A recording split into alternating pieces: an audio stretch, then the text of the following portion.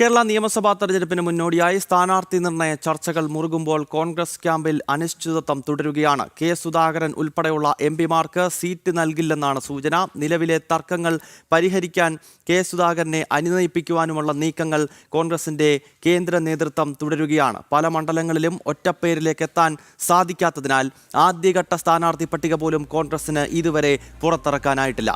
S Nandagopan ഡൽഹിയിൽ നിന്ന് ചേരുകയാണ്. നന്ദൻ, കഴിഞ്ഞ ഒരാഴ്ചക്കാലമായി ഡൽഹിയിലെ കേരള ഹൗസും അതോടൊപ്പം തന്നെ AICC ആസ്ഥാനവും കേന്ദ്രീകരിച്ച് നടക്കുന്ന മാരത്തോൺ ചർച്ചകൾ ഏതാണ്ട് വഴിമുട്ടുന്ന സാഹചര്യമാണ് ഇപ്പോഴുള്ളത്.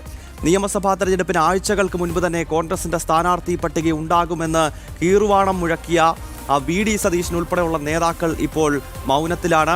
ഒപ്പം ഈ എംപിമാർ മത്സരിക്കണോ വേണ്ടയോ എന്ന കാര്യത്തിൽ എന്തെങ്കിലും ഒരു അന്തിമ തീരുമാനത്തിലേക്ക് കാര്യങ്ങൾ എത്തിയിട്ടുണ്ടോ? സുധാകരൻ ഡൽഹിയിൽ എത്തിയതായി മനസ്സിലാക്കാൻ സാധിക്കുന്നു. വീണ്ടും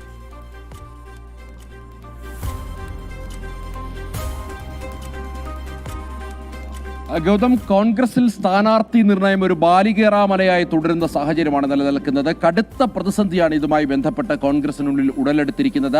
ഓരോ മണ്ഡലത്തിലും ഏതാണ്ട് 3ലധികം പേരുകൾ വെച്ചുകൊണ്ട് ഇപ്പോഴും കോൺഗ്രസിന് ഇതുമായി ബന്ധപ്പെട്ട ചർച്ചകൾ തുടരുകയാണ്. ഒറ്റപ്പേരിലേക്ക് എത്താൻ ഇതുവരെയായിട്ടും കോൺഗ്രസിന് സാധിക്കുന്നില്ല.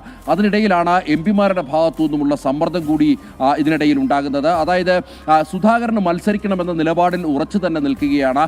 ഇനി തനിക്കൊരു അവസരം ലഭിക്കില്ല. അതുകൊണ്ട് ഈ അവസരത്തിൽ തന്നെ തനിക്ക് നിയമസഭയിലേക്ക് മത്സരിക്കണമെന്നുള്ള ആവശ്യമാണ് സുധാകരൻ മുന്നോട്ട് വെക്കുന്നത്. അതേസമയം എംപിമാർ ആരും തന്നെ മത്സരിക്കേണ്ട എന്നുള്ളൊരു നിലപാട് AICC നേതൃത്വം കൈക്കൊണ്ടു എന്നുള്ളതാണ് ഇപ്പോൾ ലഭ്യമായിരിക്കുന്ന സൂചന. അങ്ങനെ സുധാകരന് മാത്രം ഒരു ഇളവ് നൽകിയാൽ സ്വാഭാവികമായും അടൂർ പ്രകാശ് അടക്കം രംഗത്ത് വരും. ഇതിനോടകം തന്നെ അടൂർ പ്രകാശും സമാന വാദം ഉയർത്തിക്കൊണ്ട് രംഗത്ത് വന്നു, തനിക്കും മത്സരിക്കണമെന്ന്. മാത്രമല്ല ശിവഗിരി മഠവും അടൂർ പ്രകാശിന് വേണ്ടി രംഗത്തെത്തിയിരുന്നു. ഇനി അടൂർ പ്രകാശിനും കൂടി സാധ്യത നൽകിയാൽ മറ്റ് എംപിമാർ കൂടി, അതായത് MK രാഘവനും ഷാഫി പറമ്പിലും അടക്കമുള്ള എംപിമാർ നേരത്തെ തന്നെ ആവശ്യം ഉന്നയിച്ചിരുന്നു. ഈ ആവശ്യങ്ങളൊക്കെ തന്നെ പരിഗണിക്കേണ്ടി വരും. മാത്രമല്ല KC വേണുഗോപാലിനും സമാനമായ ആവശ്യം നേരത്തെ KC വേണുഗോപാലും ചെറിയ രീതിയിൽ ഉയർത്തിയിരുന്നു. അതുകൊണ്ട് തന്നെ എംപിമാർക്ക് ആർക്കെങ്കിലും തന്നെ ഇളവ് നൽകിയാൽ അത് മറ്റ് എല്ലാ എംപിമാർക്കും നൽകേണ്ട ഒരു സാഹചര്യം വരും. സുധാകരന് മാത്രമായി അങ്ങനെ ഇളവ് നൽകാൻ കഴിയില്ല എന്നുള്ളതാണ് നിലവിൽ AICCയുടെ നിലപാട്. അതേസമയം സുധാകരൻ ഈ ആവശ്യത്തിൽ ഉറച്ചു നിൽക്കുകയാണ് എന്നുള്ളതാണ്. അദ്ദേഹം ഇന്നിപ്പോൾ ഡൽഹിയിലേക്ക് എത്തിയിട്ടുണ്ട്. നേരത്തെ തന്നെ തിങ്കളാഴ്ച ഡൽഹിയിൽ എത്തണമെന്ന് AICC നേതൃത്വം ആവശ്യപ്പെട്ടെങ്കിലും അദ്ദേഹം വഴങ്ങിയില്ല. വീണ്ടും ശക്തമായ സമ്മർദ്ദത്തിനൊടുവിലാണ് ഇന്നിപ്പോൾ ചൊവ്വാഴ്ച അദ്ദേഹം ഡൽഹിയിലേക്ക് എത്തിയിരിക്കുന്നത്. ഇന്ന് ഡൽഹിയിൽ അദ്ദേഹം AICC നേതൃത്വവുമായി കൂടിക്കാഴ്ച നടത്തും.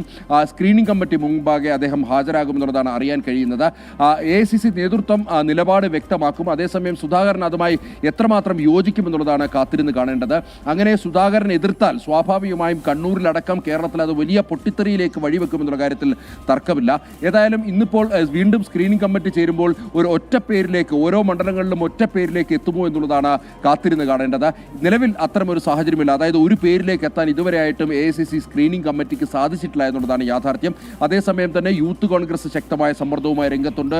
വനിതാ കോൺഗ്രസും ശക്തമായ സമ്മർദ്ദവുമായി രംഗത്തുണ്ട്. തങ്ങൾക്ക് അർഹമായ പരിഗണന ലഭിക്കണമെന്നുള്ളതാണ് ഈ യുവജന സംഘടനയും വനിതാ സംഘടനയുടെയും ആവശ്യം.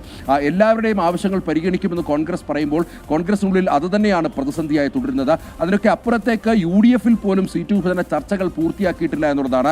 ഘടകകക്ഷികൾ ശക്തമായ സമ്മർദ്ദമാണ് കോൺഗ്രസിന് മേൽ ചുമത്തുന്നത്. അതായത് മുസ്ലിം ലീഗ് ആണെങ്കിലും അതേപോലെ തന്നെ കേരള കോൺഗ്രസ് ആണെങ്കിലും ഒക്കെ തന്നെ അതിശക്തമായ സമ്മർദ്ദം കോൺഗ്രസിന് മേൽ ചുമത്തുന്നുണ്ട്. അങ്ങനെ സീറ്റ് വിഭജന ചർച്ചകൾ ഒരു കോണിൽ നിൽക്കുമ്പോൾ കോൺഗ്രസിനുള്ളിലെ സ്ഥാനാർത്ഥി നിർണയവും മറ്റൊരു ചോദ്യചിഹ്നമായി തന്നെ അവശേഷിക്കുകയാണ്. ഇന്ന് വൈകുന്നേരത്തോടുകൂടി സ്ഥാനാർത്ഥികളെ പ്രഖ്യാപിക്കുമെന്നുള്ളതാണ് കോൺഗ്രസ് അവകാശപ്പെടുന്നത്. നേരത്തെ തന്നെ ഗൗതം ചൂണ്ടിക്കാണിച്ച പോലെ തന്നെ ഈ തെരഞ്ഞെടുപ്പ് പ്രഖ്യാപിക്കുന്നതിന് മുമ്പ് തന്നെ സ്ഥാനാർത്ഥികളെ പ്രഖ്യാപിക്കുമെന്നായിരുന്നു VD സതീശന്റെ വാദം. പിന്നീട് വ്യക്തമാക്കിയത് ഈ തെരഞ്ഞെടുപ്പ് പ്രഖ്യാപനത്തിന് തൊട്ടു പിന്നാലെ തന്നെ സ്ഥാനാർത്ഥികളെ പ്രഖ്യാപിക്കുമെന്ന്. അതേസമയം BJP-യും CPM-ഉം തങ്ങളുടെ സ്ഥാനാർത്ഥികളെ പ്രഖ്യാപിച്ച് മണിക്കൂറുകൾ കഴിഞ്ഞിട്ടും കോൺഗ്രസിന് തങ്ങളുടെ സ്ഥാനാർത്ഥികളെ പ്രഖ്യാപിക്കാൻ സാധിച്ചിട്ടില്ല. ഇന്ന് വൈകുന്നേരത്തോടുകൂടി ആദ്യഘട്ട സ്ഥാനാർത്ഥികളെ പ്രഖ്യാപിക്കുമെന്ന് കോൺഗ്രസ് വ്യക്തമാക്കുന്നു. അതേസമയം അക്കാര്യത്തിലും വലിയ പ്രതിസന്ധി തുടരുന്ന സാഹചര്യമാണ് നിലനിൽക്കുന്നത്. ഗൗതം. ഓക്കെ.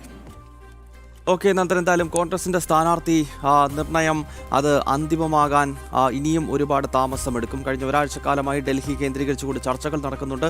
കെ സുധാകരൻ ഉൾപ്പെടെയുള്ള നേതാക്കൾ ഇടഞ്ഞു തന്നെ നിൽക്കുകയാണ്. ഇപ്പോൾ കെ സുധാകരൻ വീണ്ടും ഡൽഹിയിൽ എത്തിയിരിക്കുന്നു. 2 ദിവസങ്ങൾക്ക് മുമ്പ് ഈ ചർച്ചകളിൽ ഇടഞ്ഞ് സുധാകരൻ കണ്ണൂരിലേക്ക് മടങ്ങിയിരുന്നു. ഇപ്പോൾ കോൺഗ്രസിന്റെ കേന്ദ്ര നേതൃത്വം ആവശ്യപ്പെട്ടതിനെ തുടർന്നാണ് വീണ്ടും രാജ്യതലസ്ഥാനത്തേക്ക് സുധാകരൻ എത്തുന്നത്.